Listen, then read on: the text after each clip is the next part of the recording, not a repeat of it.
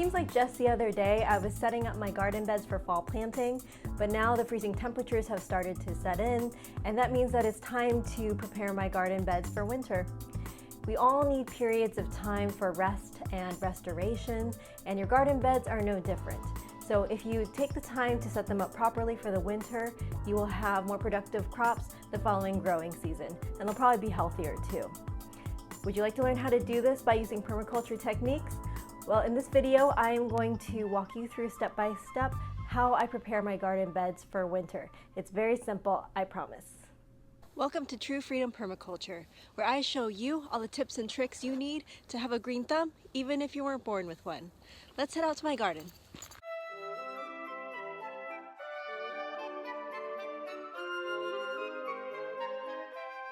No, not like that. Before I start doing anything, I need to gather my materials. So today, that's some broken down cardboard and a wheelbarrow full of wood chips.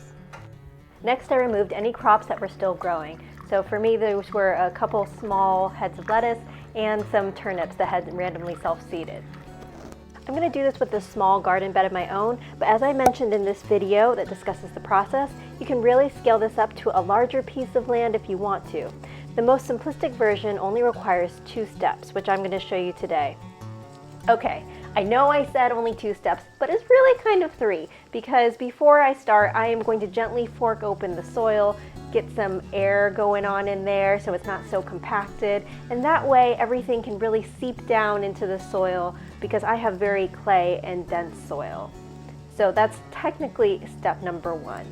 Next, I'm going to put down my weed barrier. Today, this is the broken down cardboard for me, as we have a lot of cardboard boxes we can break down and use. I left mine outside for a while to actually have the rain come down on it. That way I didn't have to water down the cardboard before I started. Now the beauty of this method is you don't have to pull anything up or weed anything before you lay this down. As I mentioned before, I did pull up a few small crops that I have, but you certainly don't have to. This barrier that you're putting down will prevent sunlight from getting through, so everything underneath it that requires light will decompose and break down into beneficial organic matter. Next, I'm going to add a thick layer of organic mulch. You can use grass clippings, seagrass, fallen leaves, anything like that. Today I'm using wood chips because it's something I have in abundance right now. These wood chips are pine, and so I would not use pine wood chips if you're not planning on growing things that thrive in acidic soil. So just wanted to point that out. Sheet mulching can involve many layers, but today I'm keeping it simple. The reason is twofold. Number 1, to sheet mulch with a few inch thick layer requires a lot of material. So if you use compost, for example, you'll need quite a bit of compost, even for a small area such as this. Number 2, the more layers you have, the longer it will take to break down. My intention is to have these beds ready to plant in for the spring.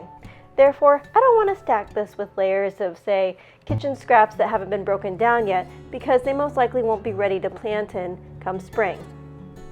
By the time the spring comes, the cardboard probably won't be broken down completely. So when it's time to plant something, if I'm seeding a bed, I'll just take off the cardboard layer and push aside some of the wood chips so that way the small seedlings are able to come up. Now, if I have seedlings or small plants I'm putting into the bed, I can simply dig a hole through the mulch and the cardboard and plant it in the rich humus which you now have below. You will have a weed barrier around your plants because you're leaving the rest of the cardboard and the mulch, which will save you a lot of time weeding in your garden.